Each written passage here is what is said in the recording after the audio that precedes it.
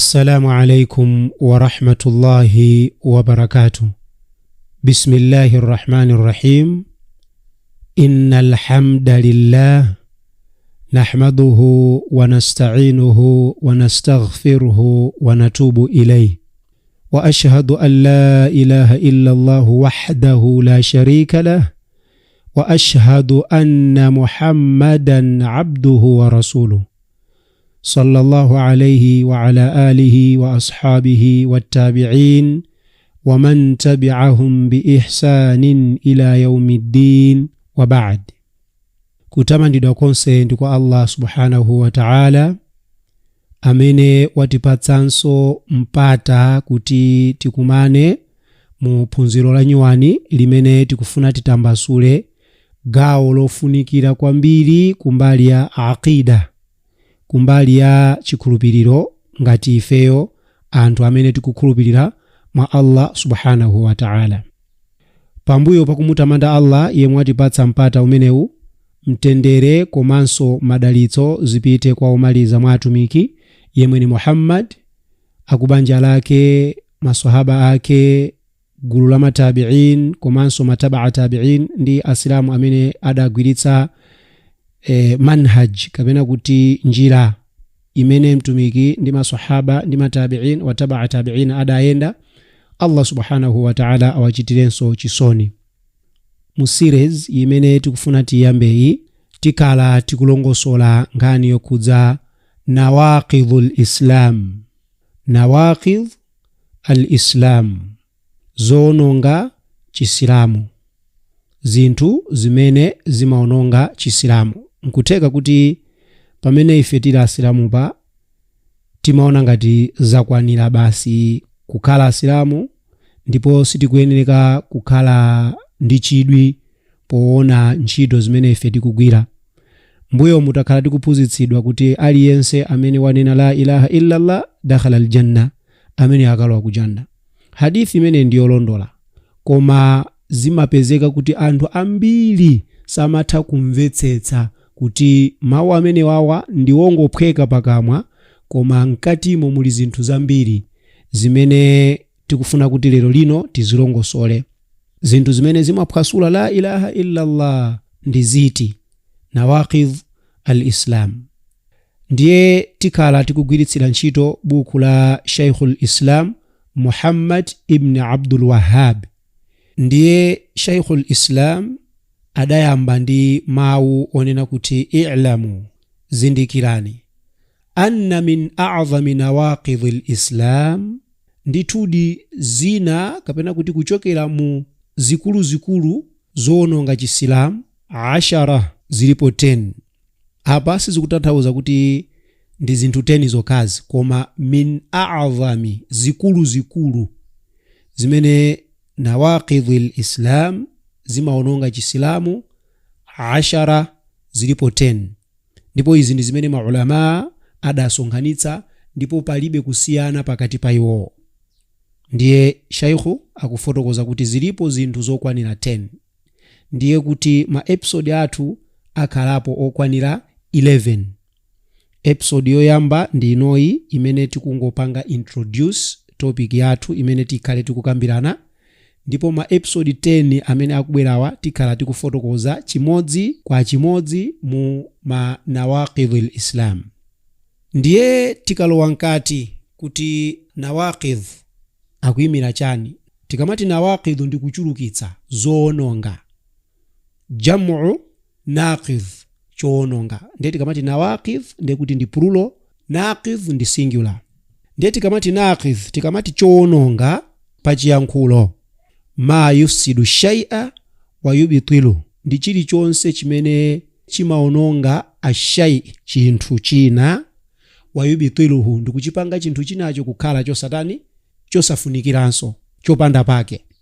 Ma yufsidu shay'a wa yubtiluhu, ndi chinthu chilichonse chimene chimaononga chinthu china ndipo chimapangisa chinthu chinacho kukhala chopanda ntchito. Pamenepo ndi pachiyankhulo, fi lughatin. Koma tsopano tikabwera fi shar'i, malingana ndi musharia, malingana ndi pachisilamu, ndiye kuti tikukamba za i'tiqadat, zikhulupiriro, au aqwalun, kapena zoyankhula, au a'malun, kapena ntchito, tunaqidhu haqiqata at-tauhid, zimene zimaononga, tunaqidhu, zimene zimaononga haqiqata at-tauhid, kulondola kwa chani? Kwa at-tauhid. Tikamati at-tauhid tikukamba za umodzi wa Allah subhanahu wa ta'ala fi rububiyyatihi wa uluhiyyatihi wa asma'ihi wa sifatihi, mukugawula umulungu umene Allah subhanahu wa ta'ala alinawo, umbuye umene alinawo, ubwana umene Allah alinawo, komanso mu uluhiyyatihi, mu kapembedzedwe kamene anthu timampembedza yeyo ilahi, kuti yeye ndiye opembedzedwa, komanso mu asma'ihi, mayina ake amene Allah alinawo, wa sifatihi, ndi mbiri zake.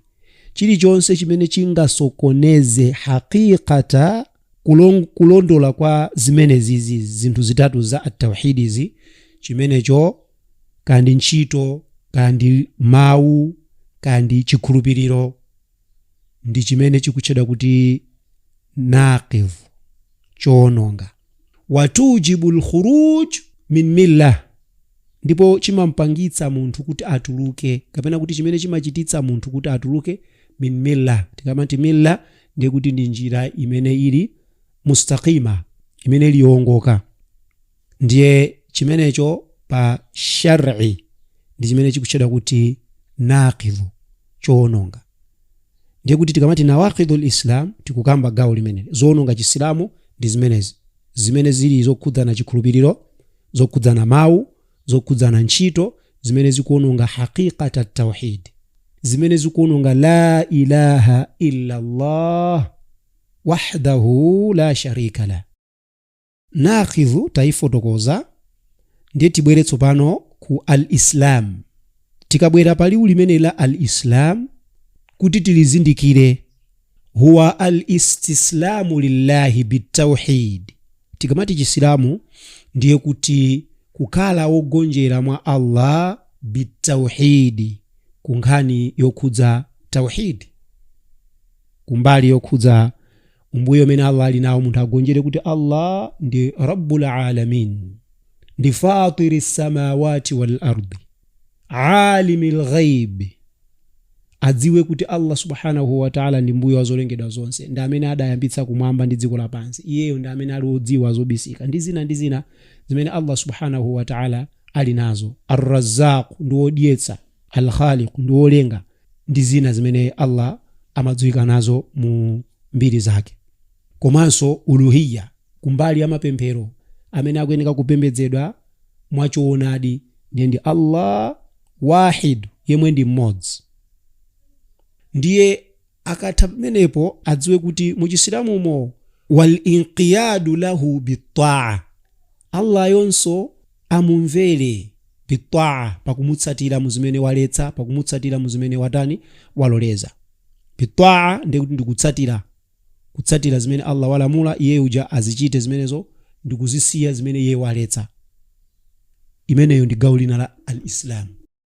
Komanso gawo lomaliza, wal bara'atu mina shirki wa ahlihi, ndi kudzitalikitsa ku zinthu zimene zili zokhudza kumuphatikiza Allah, komanso ndi azibale ake ashiriki, monga ngati kufuru, kukanira. Ndiye zinthu ngati zimenezo munthu akuyeneka kuti adzitalikitse, ndiye kuti wal bara'atu mina shirki wa ahlihi, imene ili ngati kufuruyo. Ndiye tikala tikutambasula nkhani yokhudza zinthu zimene zingaononge chisilamuchi, malingana ndi zimene maulama adasonkhanitsa, zomwe zilipo 10. Osayiwala kuchita subscribe, komanso kuwagayira abale amene uthenga ungawathandize, ndi cholinga choti iwo nkutheka kuti ali mu gulu la anthu amene amachiononga chisilamu chawo asakudziwa. Ndiye tisakhale aumbombo pongoonera tokha pamene ena akusowekera knowledge ngati imeneyi, tiyeni tiwagayire. Ndiye tipange subscribe, komanso tiauze abalewo apange subscribe. ndikusiyeni manja mwa Allah subhanahu wa ta'ala kufikiranso mu episode ina imene titakhale tikulongosola tsopano chinthu choyamba chimene chimaononga Chisilamu. Wassalamu alaikum wa rahmatullahi wa barakatuh.